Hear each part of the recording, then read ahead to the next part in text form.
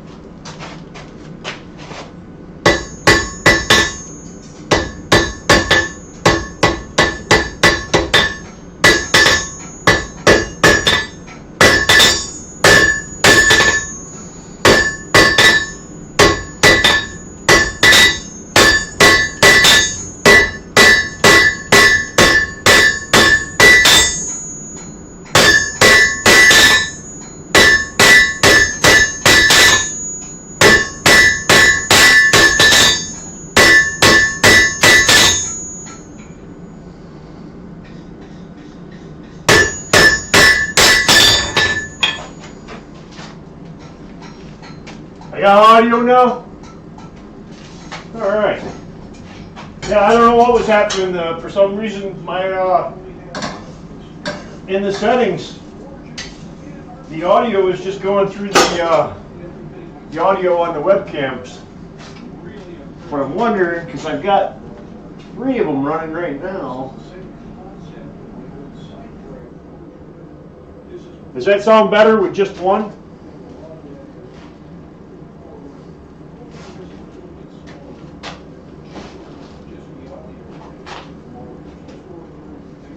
I'm not a big techie kind of guy.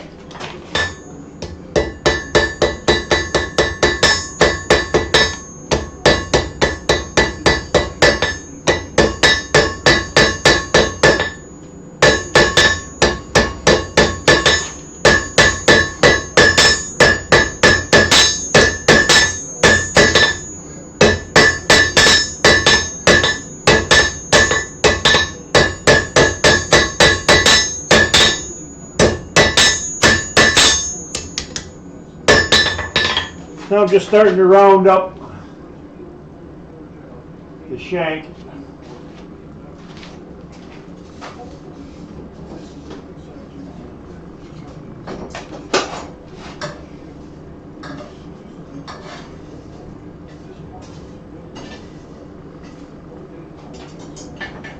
And I'm just running OBS straight to YouTube.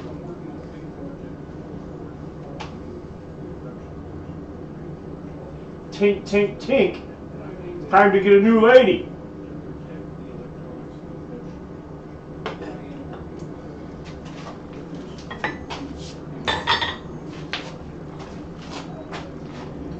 Yeah, like I said, I'm just screwing around trying to make another one of these. The biggest thing I've been doing is just practicing getting the area established in behind the blade, this little neck down area. Trying to get this area without using a spring puller. Just with the hammer and the anvil.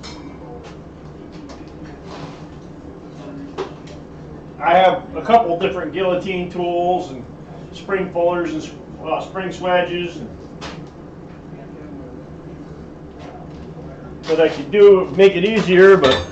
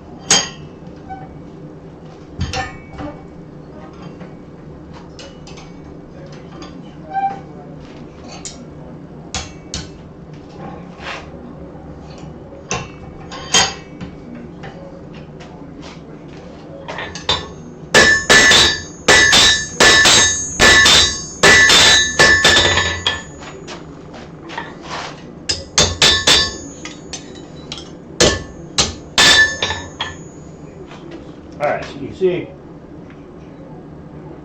that's rounded up and there's a blade.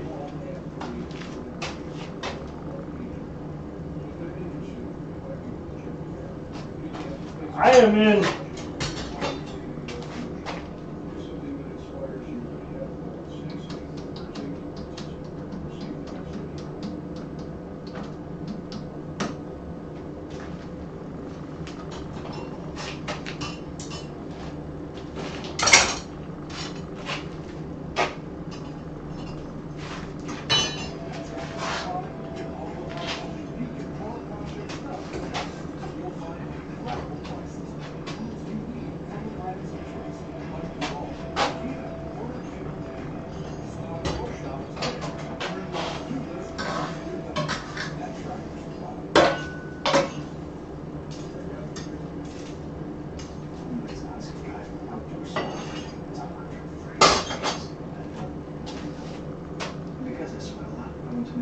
what's the name of this? John, you're in.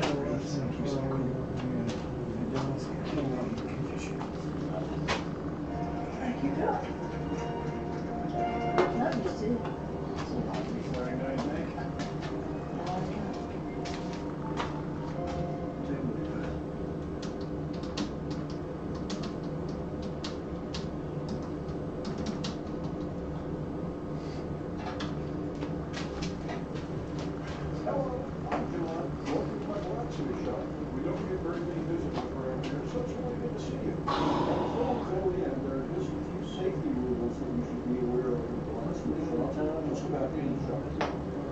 The first one is everything in the shop should be considered to be clean. Even though it doesn't look hot to your eyes, it can still be more than hot enough to burn you or even melt a hole in your clothes. So don't touch anything that isn't specifically aimed at you to no hole. That is, lots of this stuff is kind of and sawn, cleaned up, things like that.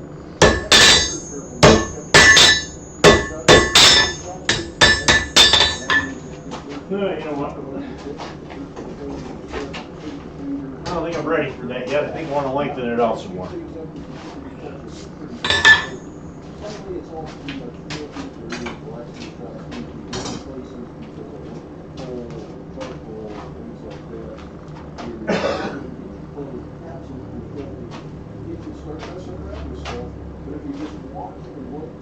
Yeah, the open hearth cooking utensils tended to be a little bit longer, so I think I'm going to stretch out a little more shank here before I flip it and start doing a handle.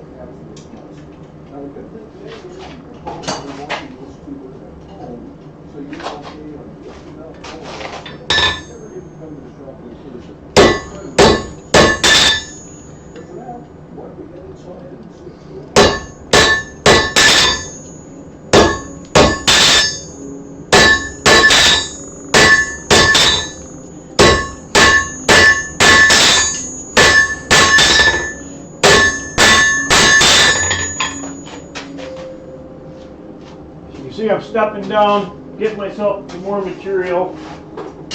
I'll draw that out. It'll stretch at least twice as long as what it is right now. And then I'll start doing a handle. Leave a nice long shank on this one.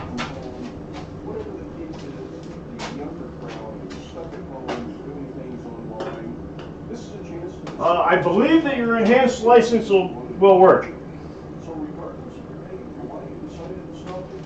You can leave the country through either a port or land crossing with the enhanced license, but you do need a passport the minute you fly out of country. Because I mean, I've gone on cruises and stuff to all kinds of other countries with my enhanced driver's license with no passport.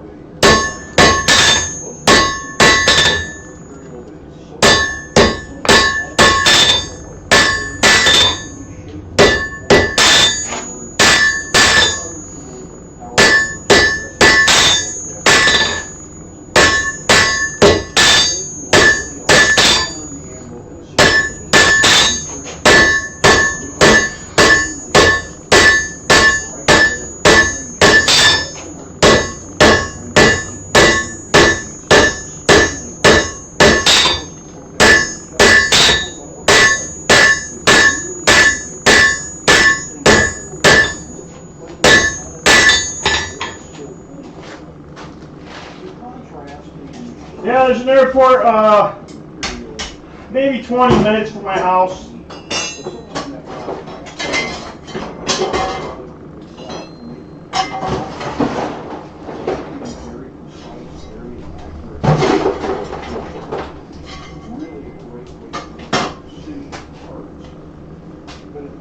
Whew.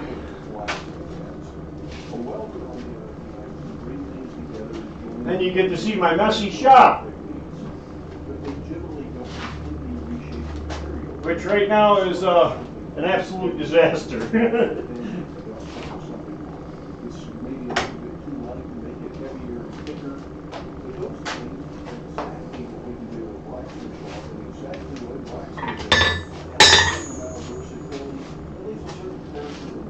I kind of turned that so that you could see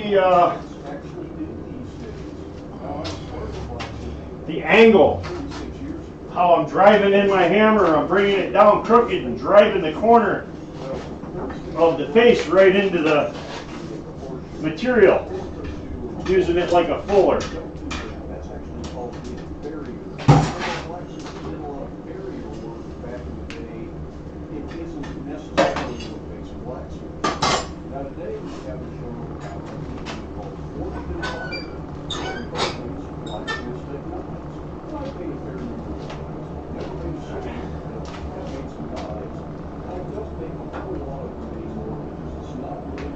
Might save up as long as I promised not to Eli you. I don't know if I can guarantee you that.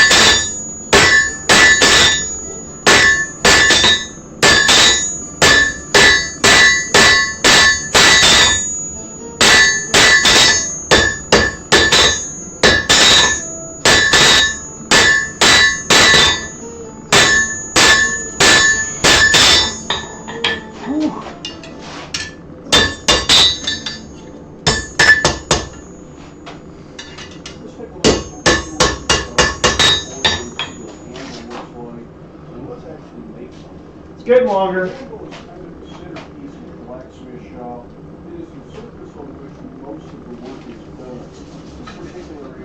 Yeah, the TV back there just has Black Bear Forge on it right now. The one up here is I'm looking at the stream and the chat and all that up here.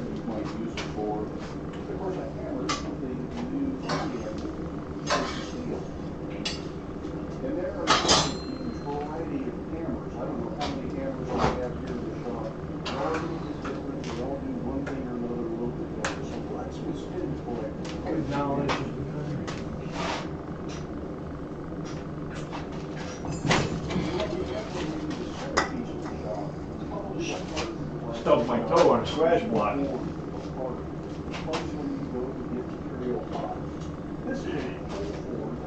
Yeah, let's get some of this rounded up.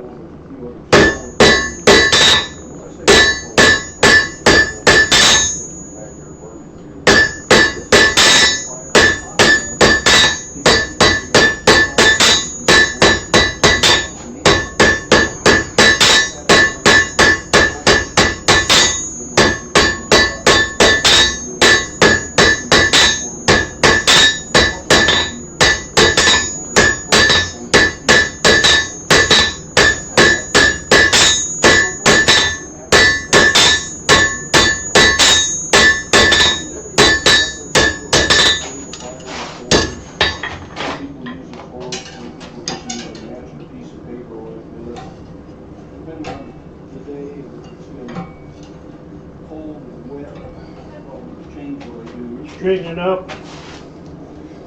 Just keep rounding it up and drawing it out. Do one more there, and then I'll probably cool the end off, get rid of the tongs, and just hold it by the blade.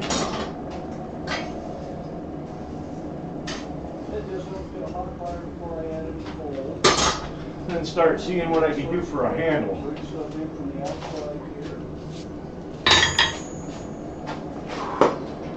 See all this kind of nasty smoke? That's actually fresh coal burning. That's a lot more than typically burn in the fire. I mentioned that we can burn charcoal in forest as well as coal. The charcoal is really just Mine. This is the same emblem I had at Quad State on the tire. It's the one I use in the shop. I had a bigger one and I got rid of it because I like this one better. I kept this one, I got this one, and I got a Doyle over there under a bunch of crap in that corner back there that's never even been mounted. and it's the coal that you really want to burn before it's the first gathering fuel into the fire. I did that right. This one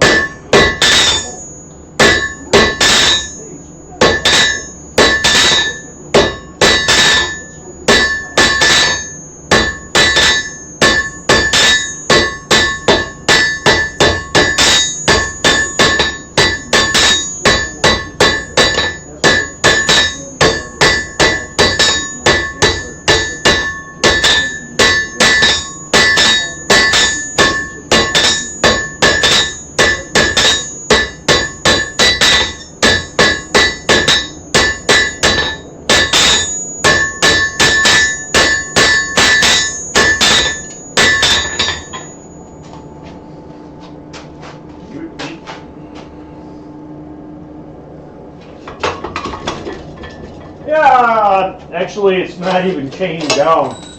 The chain that goes through it with the bolt on it, the one on this side's missing, so it's not even. Usually it's chained down, it doesn't jump around as bad.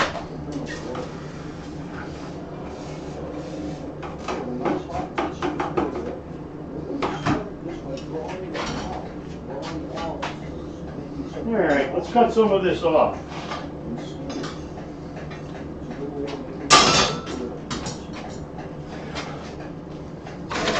Did you see when when I was drawing that out, Thomas? How I tip my hammer and drive that corner right in and use it as a fuller instead of going over the horn?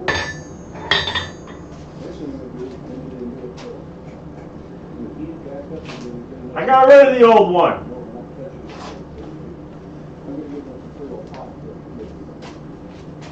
Thomas was there when I got rid of the old one.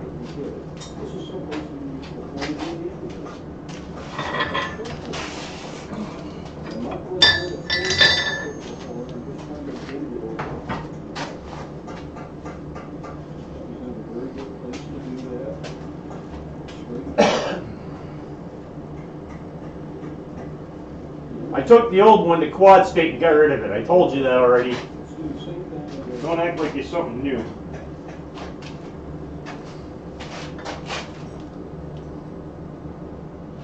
It starts just exactly the same way.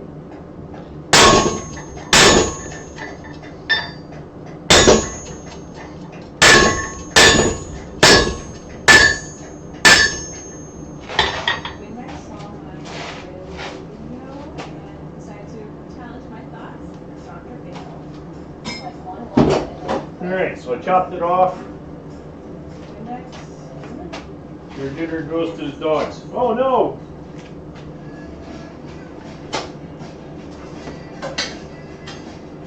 You like the dogs more anyway, I heard.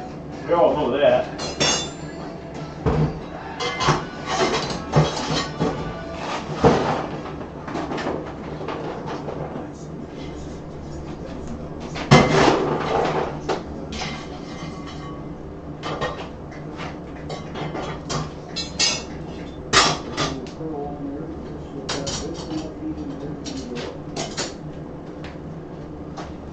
I can't believe that one guy really thought that you would cut it up. What do you mean? I would cut it up. Sometimes blacksmiths will use special tools to make their lives a little bit easier to get them done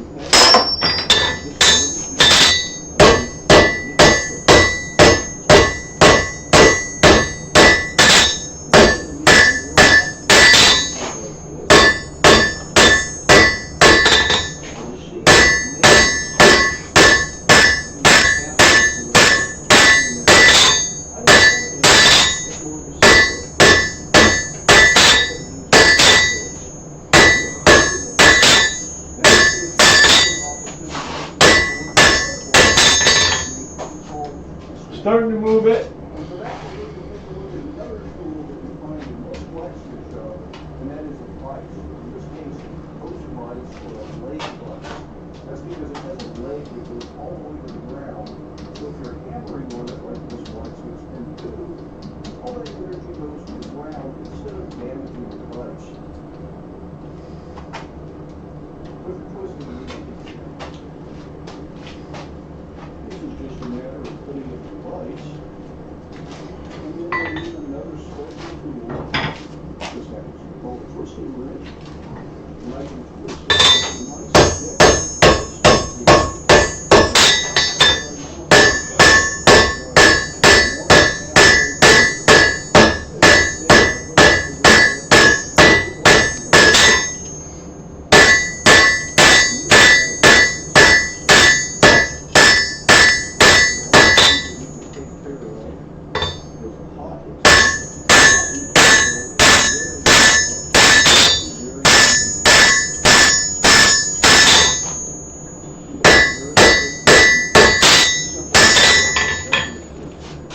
Drawing it out. Now, before we go on too much further, I thought maybe we should take a look at some of the other tools in the shop. You may notice that I'm pulling that Esco with this pair of palms. Let's talk about palms just a little bit.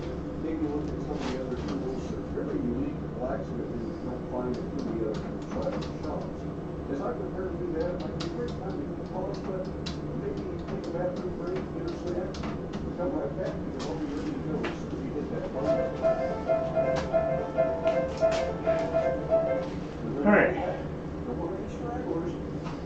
We were about to talk about palms. Palms aren't anything more than really long, specialty palms.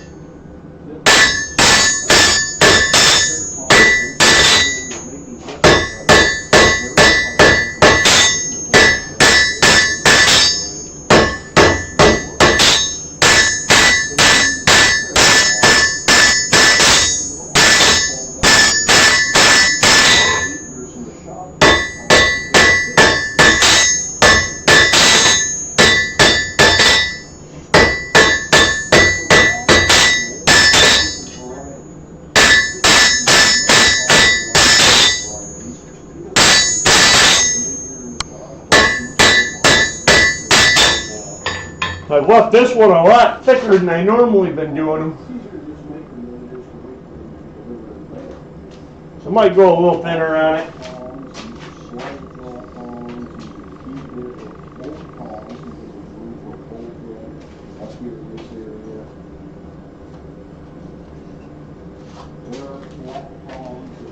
Yeah, I mean, I could have donated it to a museum or something. Probably the place that I went last week. They had an old blacksmith shop. It would have fit right in there. Each one kind of specialized just for what it does. And even then, sometimes I still don't have that. Make a new set.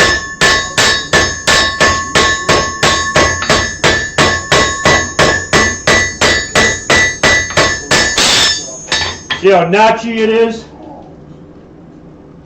Probably hard to see because I'm just driving that corner in instead of hitting flat, and then I go back and flatten it out.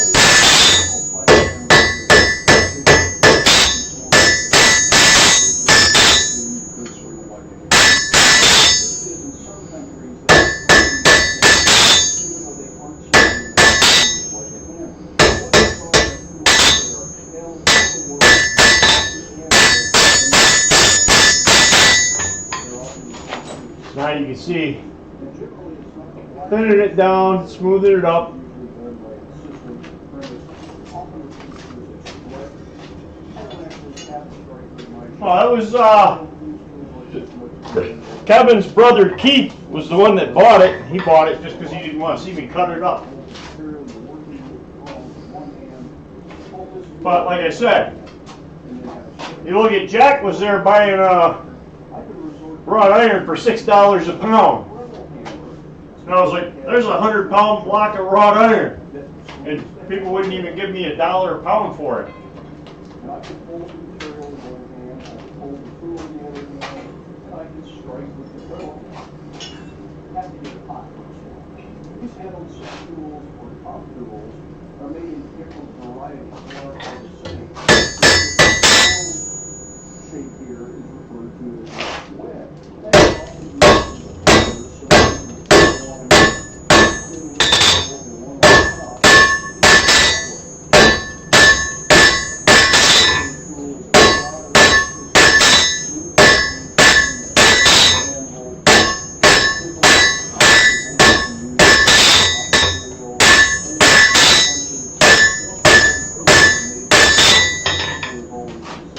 Starting to draw out a piece, make a tang to make the hook to hang it with. Wanted to isolate that, and then I'll go back and do the top end of that handle, get that a little thinner and shaped in, and then finish off the little tang that I got left sticking out to make the hook.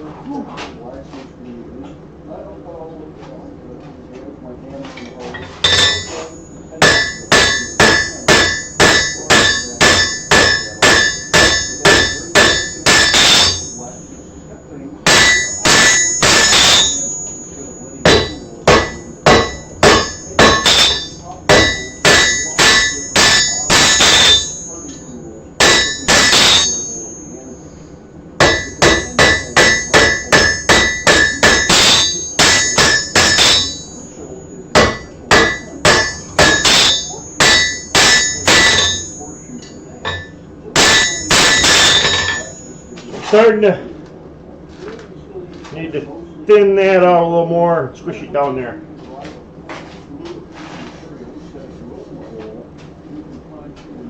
This one's really heavy compared to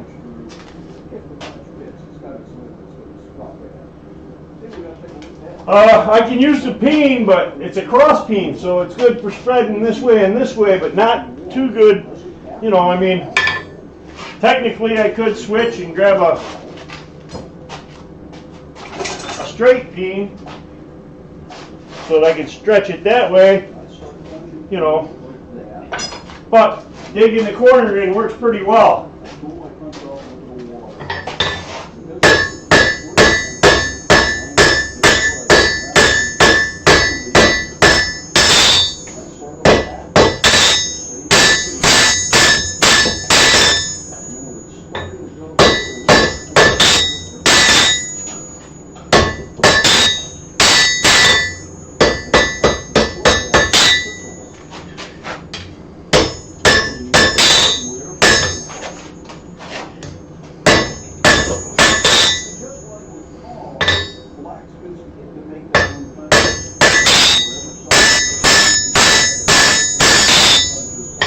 Dang it, now I messed up.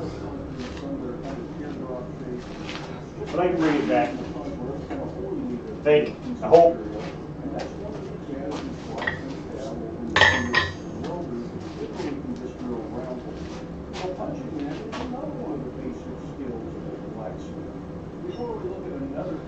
And I just started using the side of my hammer.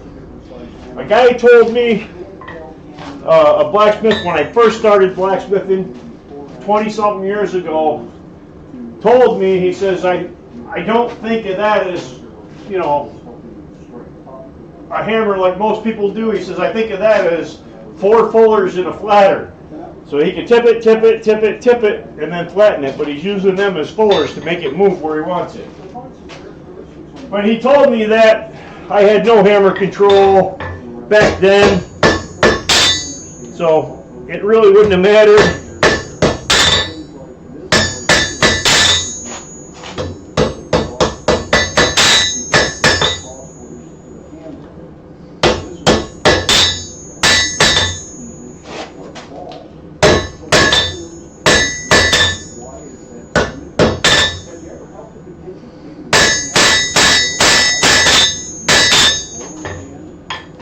This handle is going to be way too long, I fear.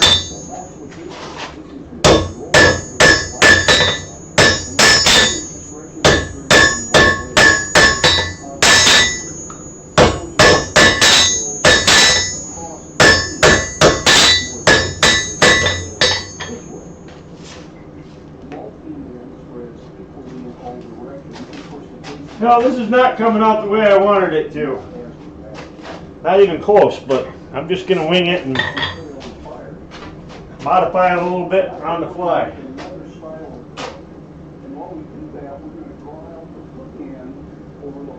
And it wasn't too tired. I mean, as far as hornless ambles go, I could have forged out almost anything I could do on this, on that, except it didn't have a horn.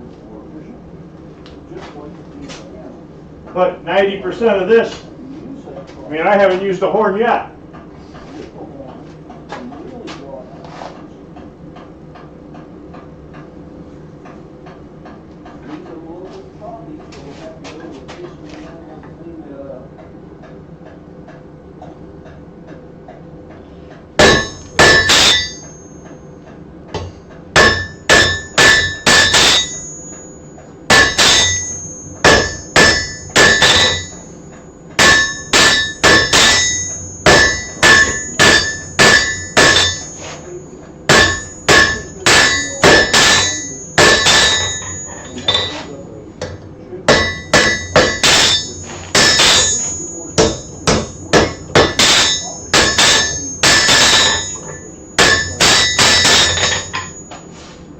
Kind of notched it.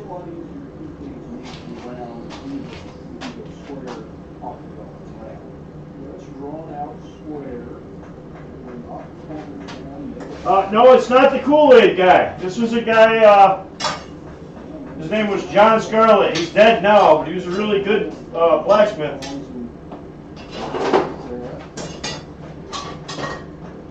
But back then, at that time, I had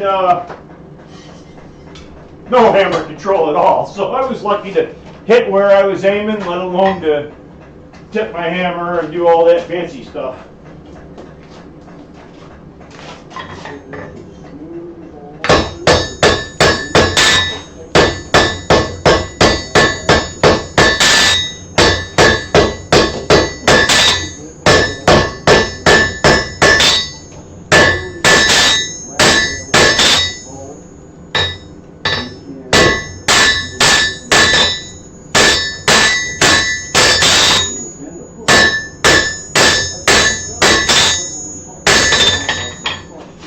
Just drawing it out.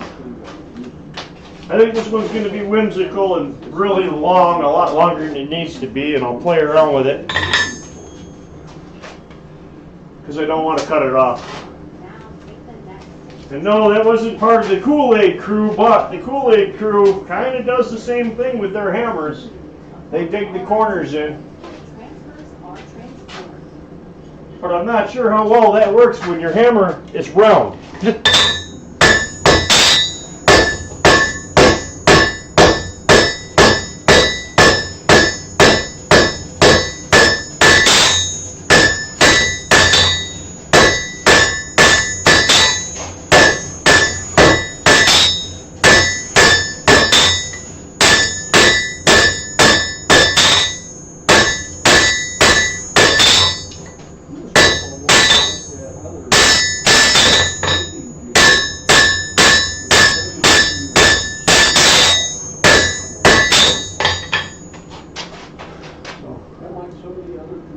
just getting longer. Eventually I might make a full set. Right now I'm just playing around. I want to try to get the get doing it a little bit better. Eventually I'll probably want to do a demo for my club, demonstrating. The biggest part is demonstrating doing that isolation in the beginning without using a spring puller.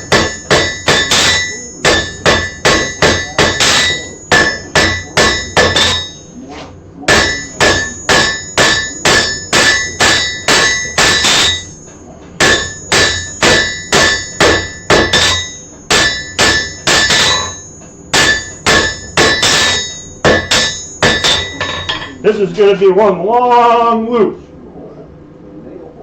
but I'm going to play with it instead of cutting it off. Just make a really big long loop out of it,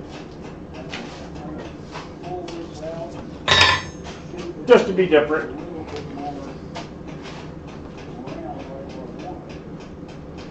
Yeah, I mean, like I said, you know, it's the same principle. They're driving the corners in, but their hammers are round, so you're kind of not getting the whole fuller out of it that you should be getting if you were using a square hammer.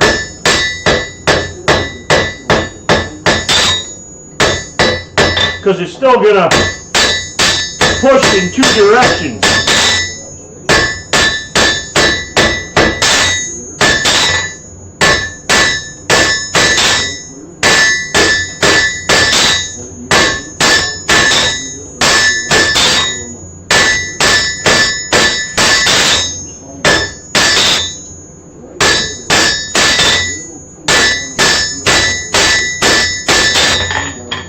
Have you done,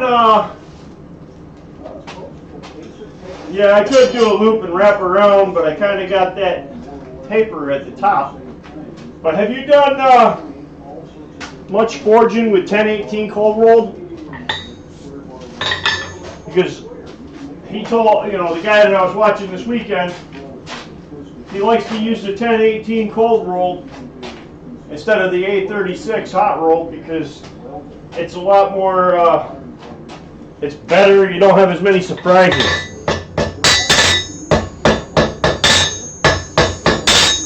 And I used it.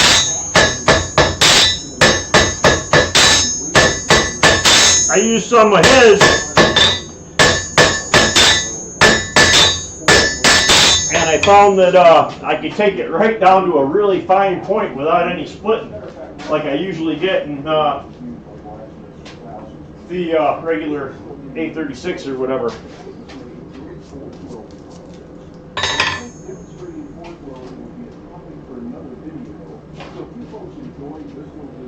The other side of their hammer is flat.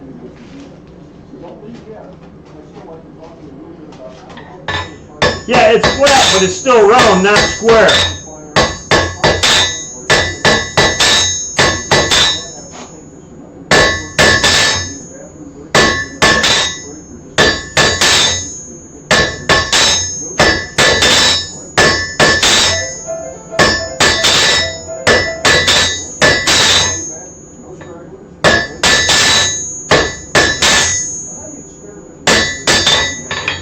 Now I'm starting to round that up. That's a mile long. Okay.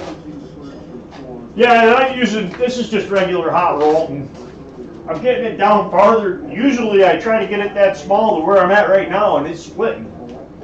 But maybe I'm just getting better at it. I'm not working it as cold.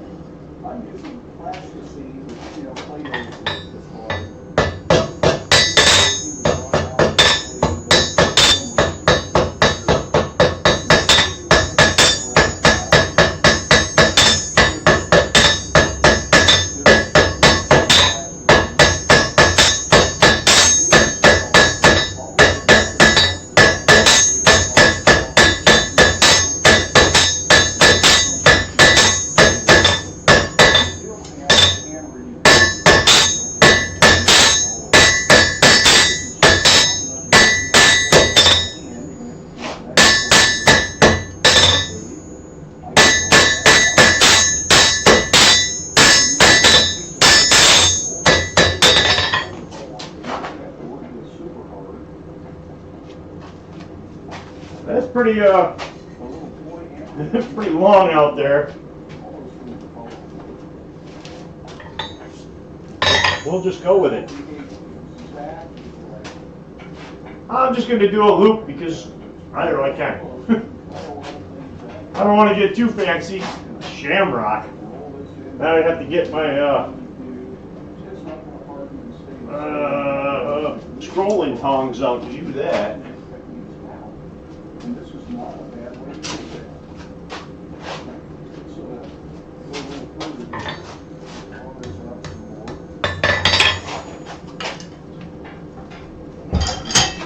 Hands in the device.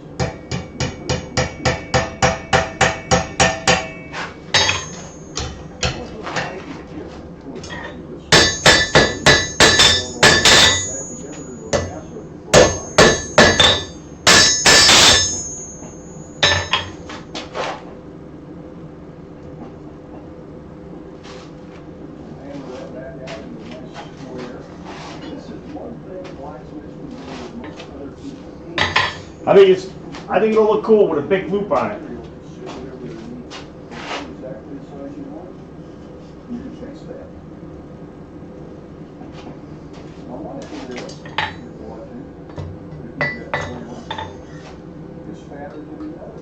Here's a technique we cannot talk about, and that is upsetting. Upsetting can be hands usually, and make something shorter. A little itty bitty finial. Fold over. This is what we call the fold chip. All right. And that will usually cause problems. I'll probably be a few more minutes just straightening this out and getting it shaped. Hot iron, there could be problems. Really pay attention to that and work those out before we. Trying to get this hook nice and even.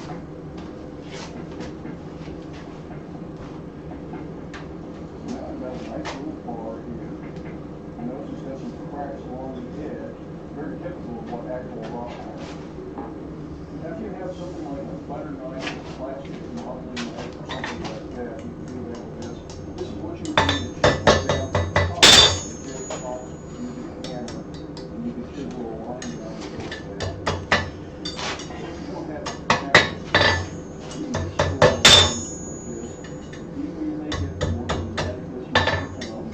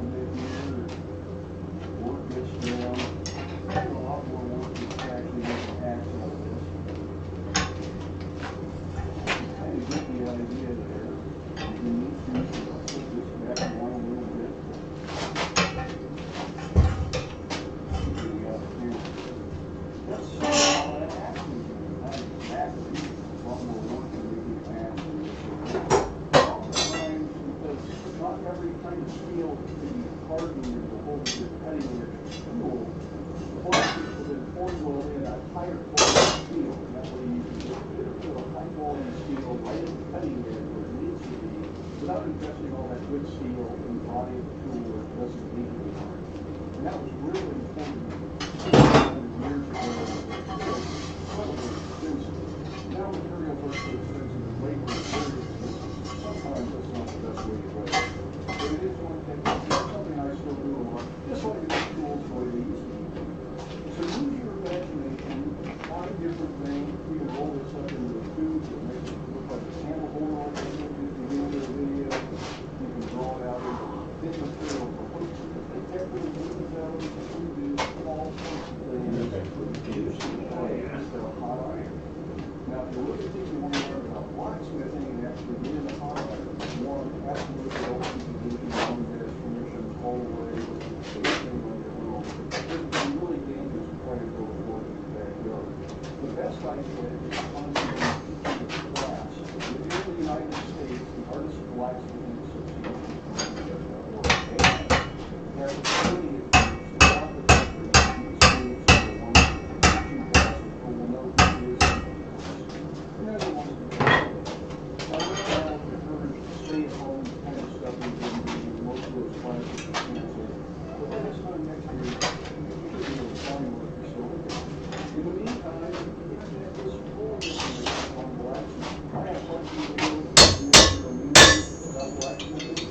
There are a lot of blacksmiths out there, so I encourage you to visit and watch those videos and just learn as much as you can. And if you just settle down, classes open up again, you're still interested, mom and dad says to get over here.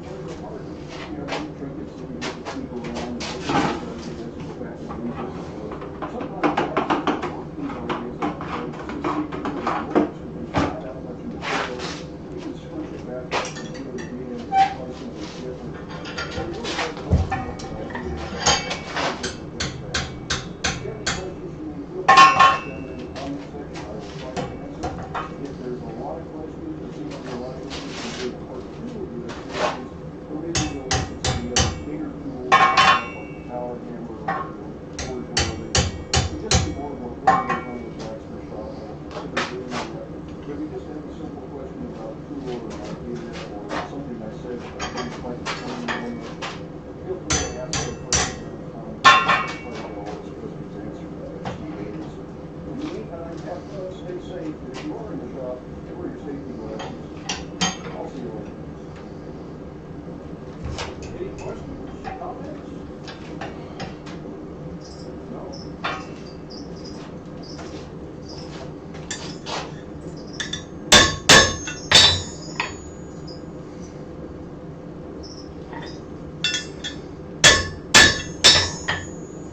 When we started the partnership with ShipStation, we were in 1,500 square feet of space. By the whole day, we were 63 hours instead of 8 space. ShipStation has allowed us to scale into that.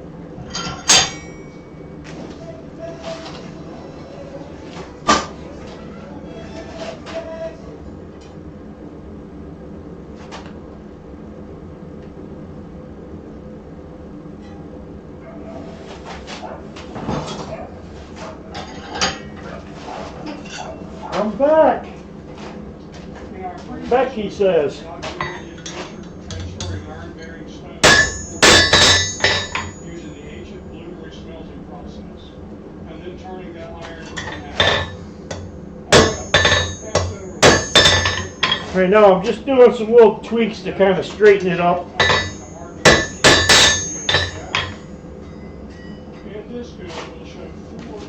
You see that loop did come out pretty big. Methods are fairly simple and low tech, but be warned that it's not like But my your satisfaction. thickness is pretty consistent down through the length of here. Hard, simple, foolproof recipes. There are skills that you'll need hard. And I can finish that up with a file. And all four of these methods. And I might come up in on this handle and do some file work. Oh, that's a pretty big loop. I mean, compared to the size of the piece. simple knife. And it's pretty fine. I mean, that point is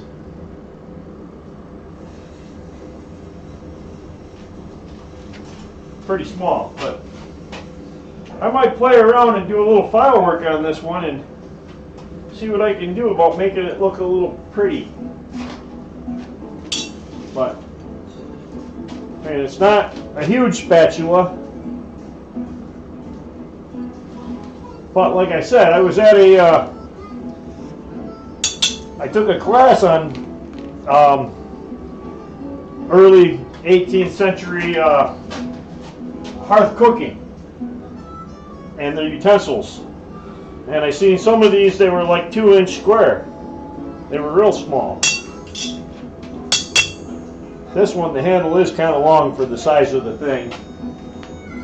I may just say, to heck with it, throw it off to the side and start another one. I had started one already tonight and it wasn't going too good, so I threw it out and started this one. Yeah, it'll flip and act fine. Like I said, I was pretty surprised. The one we were using in the hearth cooking class was probably that big.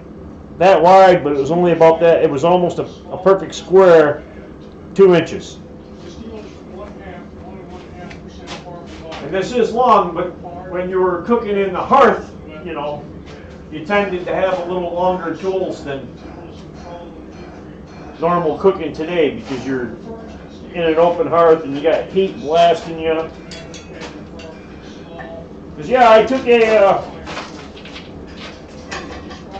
I was at a demonstration and the demonstrator, his name was Steve Mankowski. And I was watching this demonstration and I liked it, and he said that he had an upcoming class. That demonstration was about 2 hours north of my house. And he said that he had an upcoming class the following weekend that was going to be about an hour and a half east of my house. So while he was doing his demonstration, I got right on my phone and signed up for the you know, early 18th century cooking utensils class. And then I got home and read it and found out that it was a forging and cooking class. You were going to forge utensils and then use them. So I got to play Betty Crocker, you know.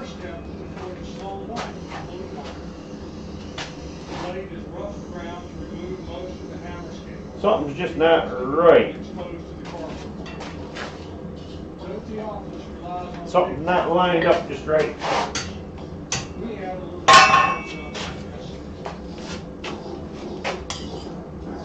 That's better. Maybe I'll take that and put it in the, heat it back up in, go in a swedge and give it a little curve. Yeah, let's try that. Hopefully I don't damage my little tiny hook because that's pretty fine.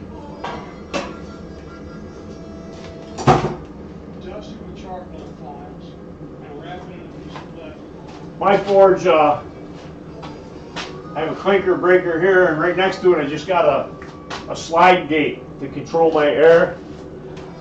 My fan blower runs at the same speed, and I just got an air gate I open and close when I want more or less air. So you'll see me down here tapping this and pulling it out. I'm adjusting my airflow.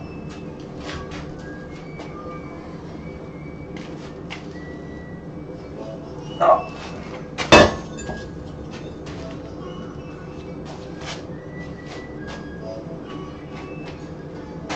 Now let's see how good my my aim is here.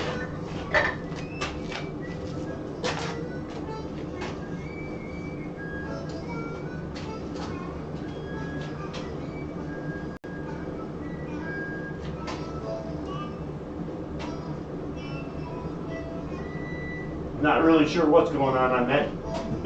I haven't been watching it. It went to another video. I don't even think it's John Switzer anymore.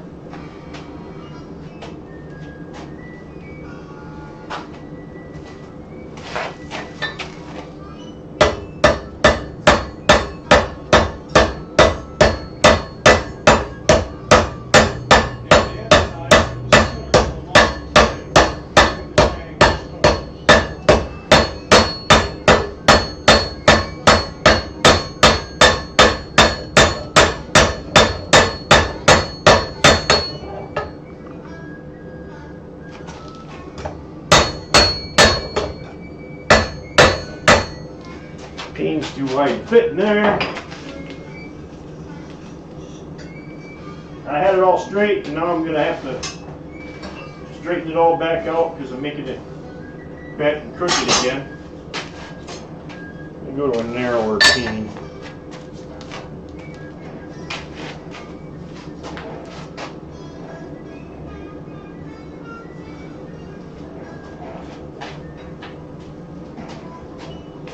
Yeah, I didn't announce that I was gonna be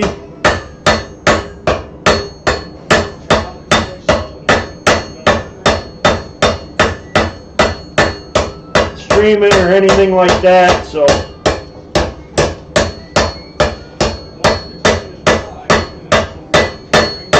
I wasn't expecting very many people to be watching.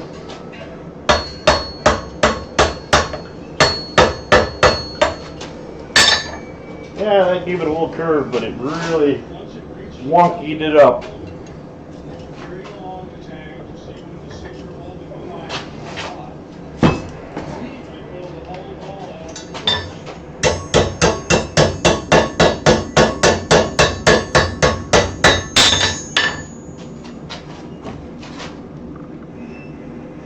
Now it's got a little curve. I need to straighten the hook back out, but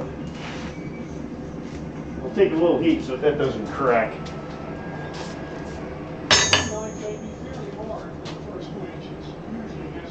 Yeah, and I bought one of these things at Quad State, and now I'm trying to learn how to do it without using them. So that's I melted it right off. I wasn't paying attention.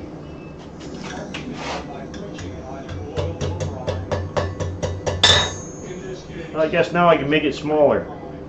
You can tell by the way the scale is popped up, and now you can harden with the microphone. You can hear it's hard enough for the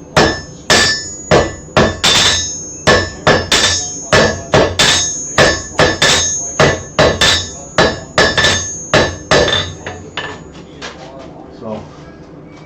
with low density, you have to use your own cut. Hey, easy now. Steel will never be the same place.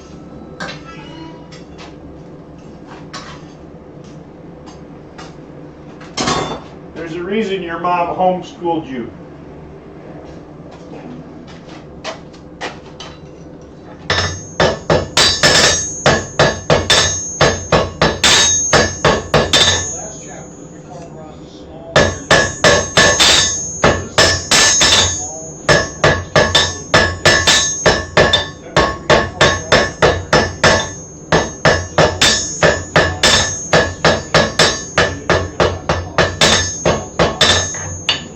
Starting to get a little tiny split in there, so I'll just cut the end of that back a little bit.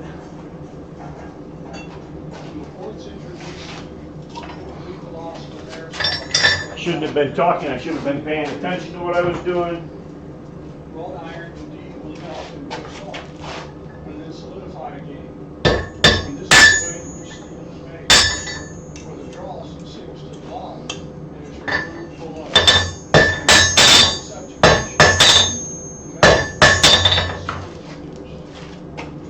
This translation, it's clear that Aristotle thought that steel is purified iron, and that persisted for the next 2,000 years. Now know that steel is iron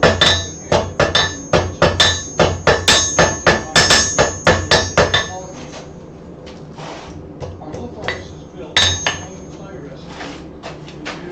Start that over. The combustion chamber is 4 inches in diameter. We're using 4-inch PVC pipe as a floor.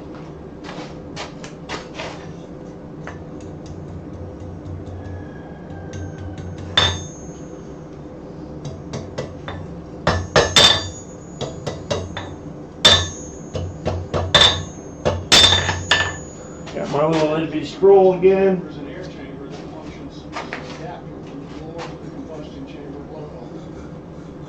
The hole in the top of the air chamber allows us to spill air if necessary.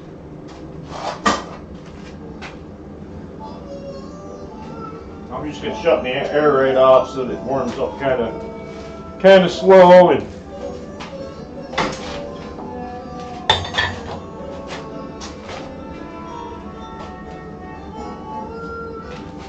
doesn't burn.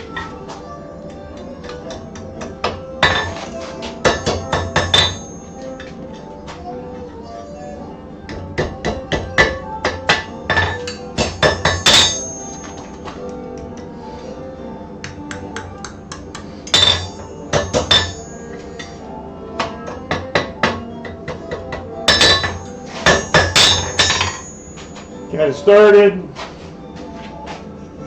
Go back in once again. I just got my air shut right off because I don't want to burn it again. Whew. What time is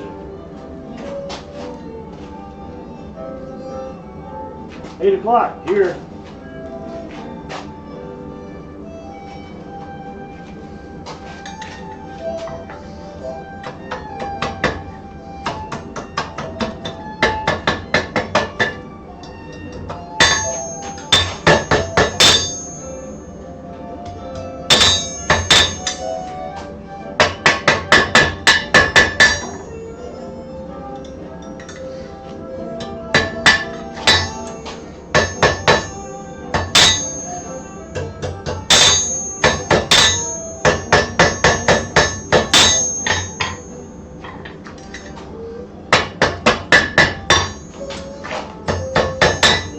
Sometimes I spend way too long trying to get these things perfect.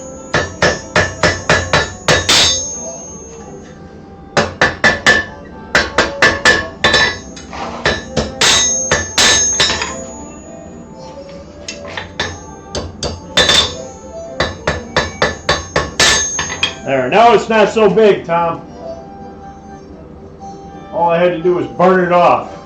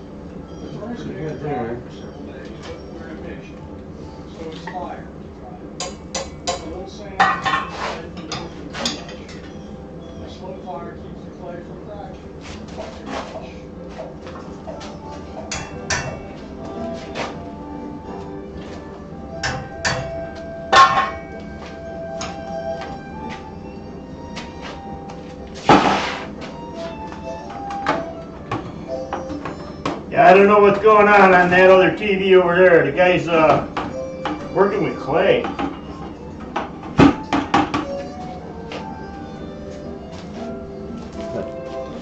There we go, and I put some, I don't know if you can see it. This is rounded. And you can see the back.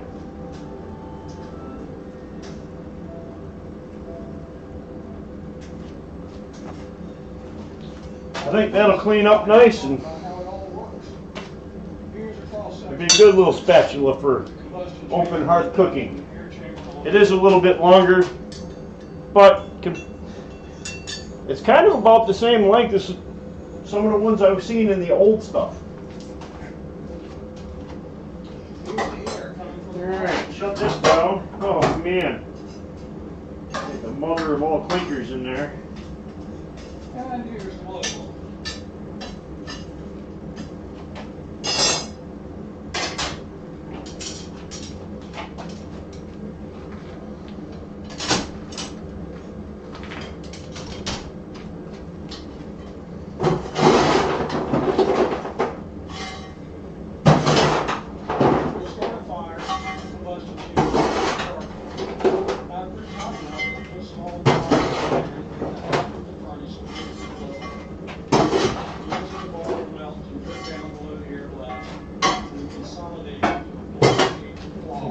up some This coal. is well below the air blast. And then a carbon red. All right. So, The new globe begins to absorb carbon. As the carbon content increases, its melting temperature goes down. The little bloom starts to melt and settle into a much smoother, solid powder at the bottom of the furnace. Let's take a closer look at how the carbon is absorbed as the puff forms. When the iron first melts, it gathers into the bottom. It tends to be rough, porous, and drifts towards the air mass, like this. Carbon is absorbed rapidly around the perimeter, but the interior is still low carbon.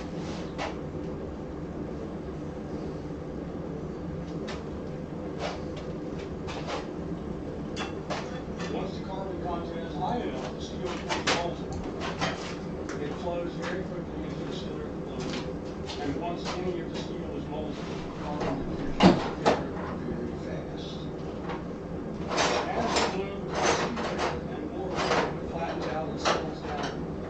Sometimes molten steel actually moves off the bottom. Generally, the core of the balloon will be a little bit lower in carbon. on the good file.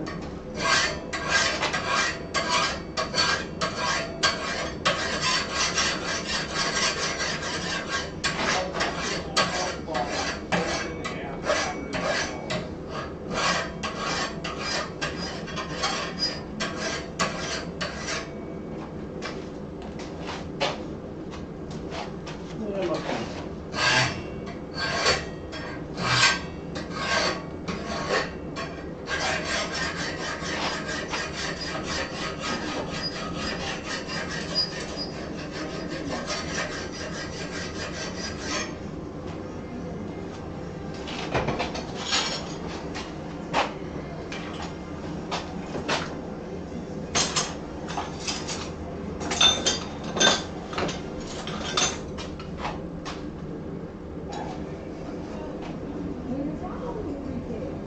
Oh, yeah. So I'm just playing around. I got it in the vise there. And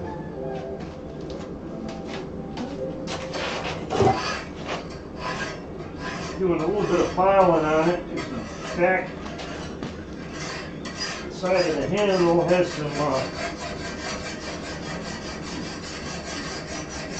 edges. And when I rolled it up in the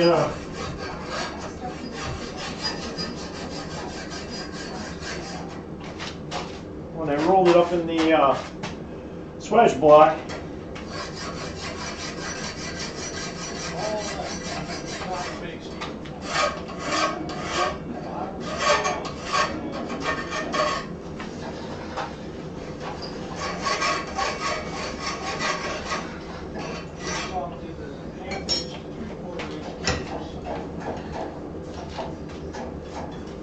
A small plug is made for the air chamber and weighted so that it isn't blown out.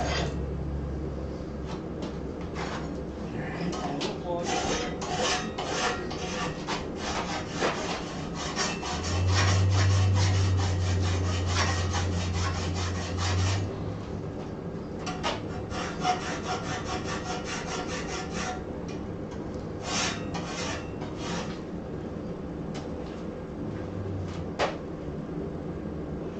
you gonna live stream it, Tom? Or can you not do that at your house because of your Charcoal files are packed with your rings of bad pipe below the hull. cell reception or internet? About a quarter by 3/8 inch cross section, about 700 grains. What was the challenge?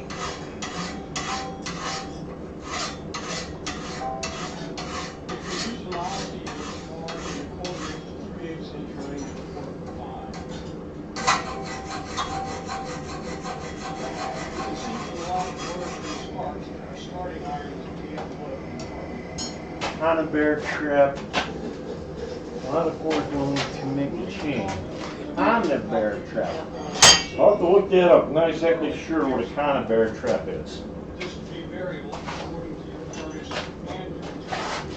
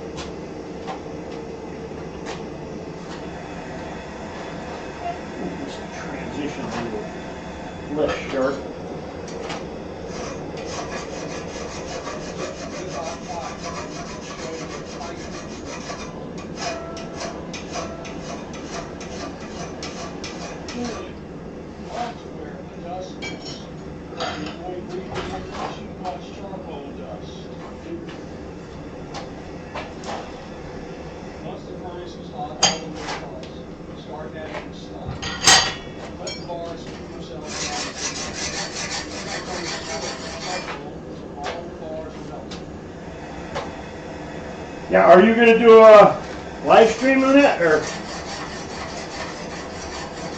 will your internet not allow you to do that still?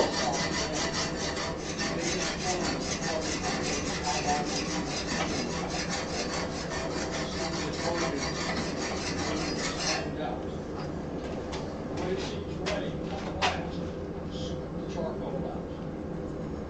You'll see the little blue line in the bottom. Major shop. Oh, I got you. I got you. Yeah, I don't really live stream much. I actually did yesterday and today, but that's the first time I've live streamed in months. I don't know why. I just was bored. And felt like foraging, but wanted to, you know, shoot the bull.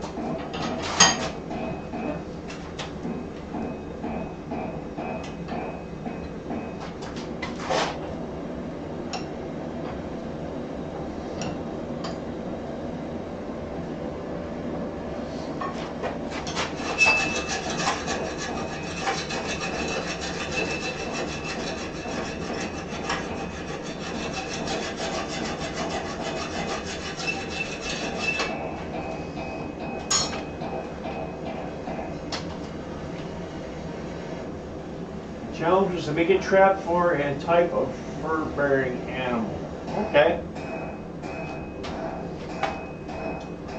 Well, yeah, I mean, if you're gonna do chain links, that gives you some good forge welding practice. I mean, just the links themselves. Some people really, really struggle with even just links. In this case, we fold in the weld into 4 times.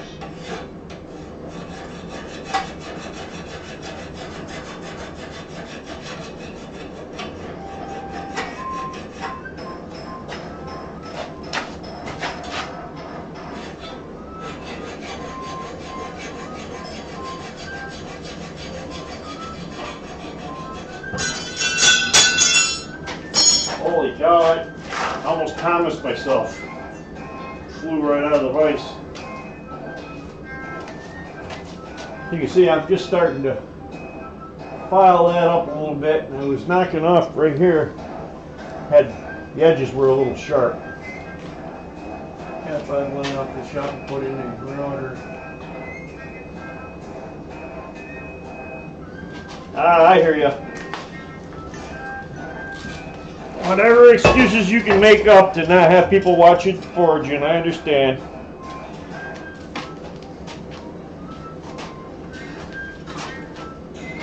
I think.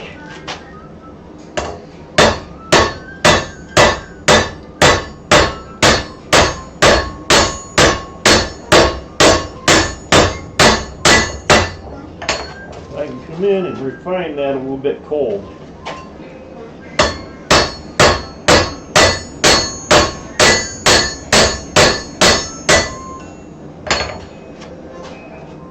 And now straighten it all back out.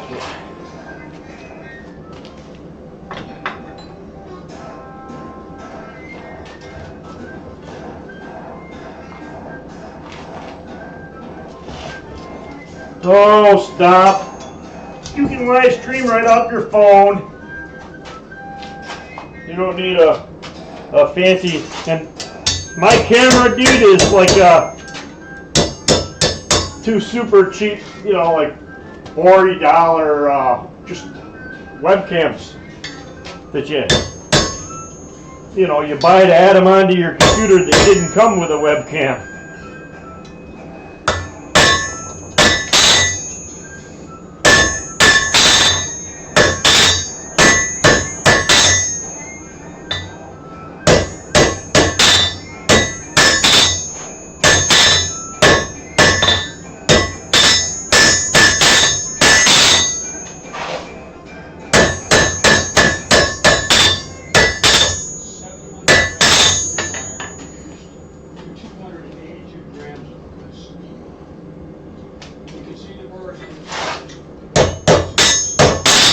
Yeah, I do a lot of straightening cold.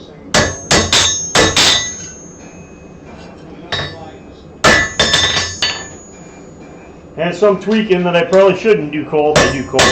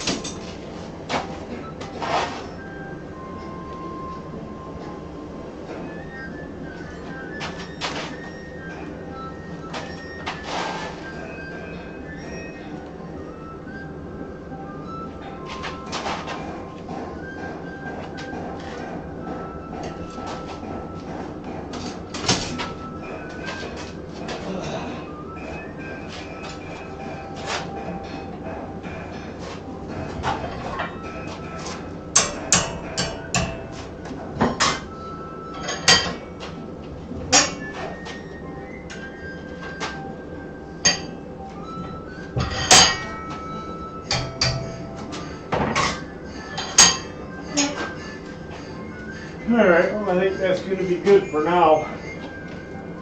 And come back to it if I decide to finish it up. You can see I started filing that handle. I also learned this other trick. If you got a lot of hammer marks and stuff and you want to take them out and you file them out, usually if you file it out, then you go back in the fire so you can put a little forge scale on it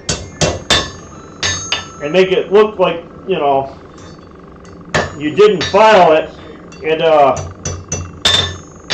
It doesn't always work that well.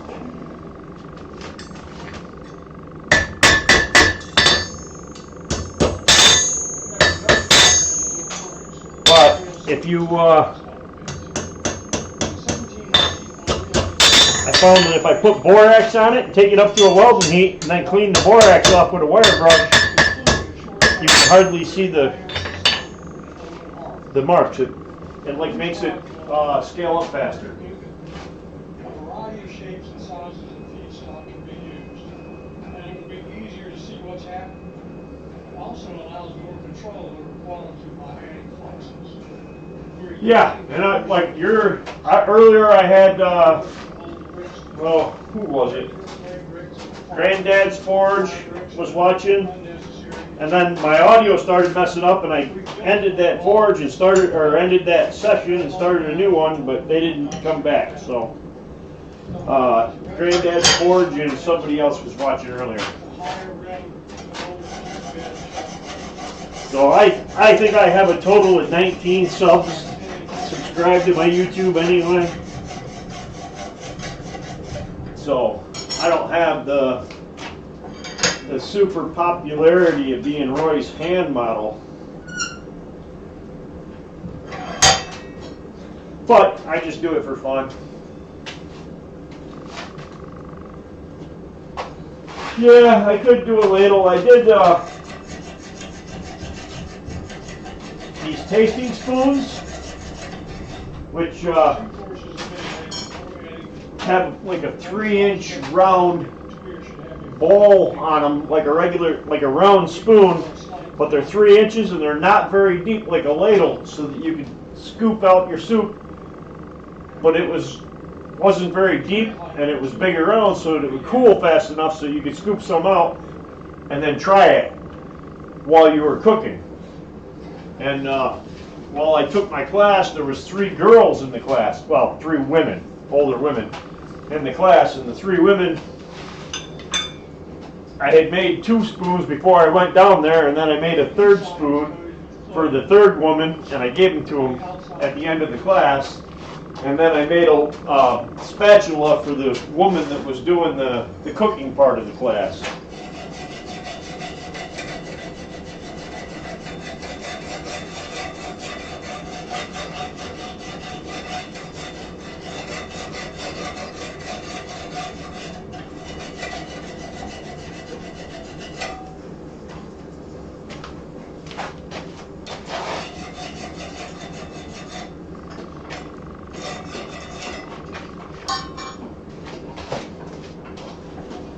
I mean, if I wanted to, I could go over there to the 2x72 mistake fixer.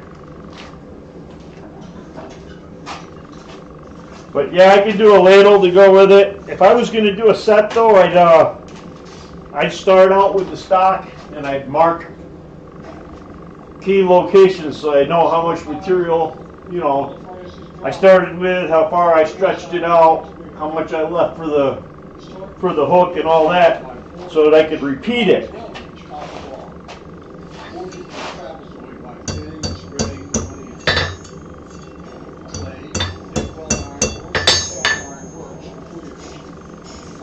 And that curve got a little flat spot right there on that end, and that's bothering me.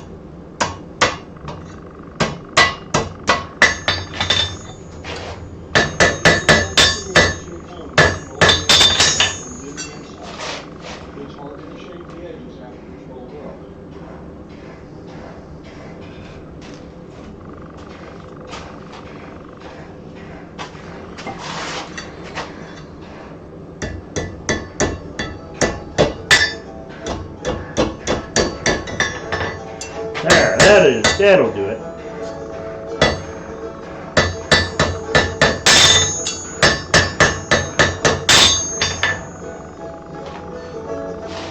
There, now I got rid of that flat spot because it was something that most people wouldn't have even noticed, but it was bothering me.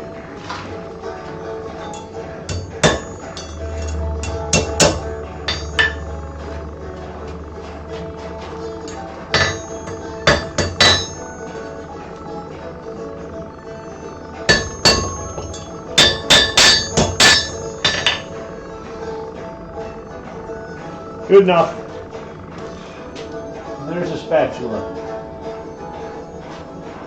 Alright, I'm going to let you go, Tom. I got a ton of coke coking up there for my next burn.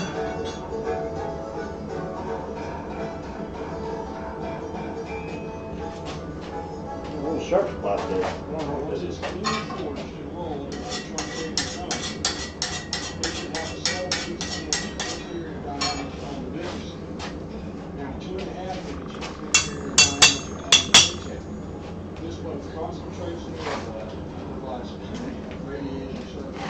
Alright, I'm going to stop and get out of here.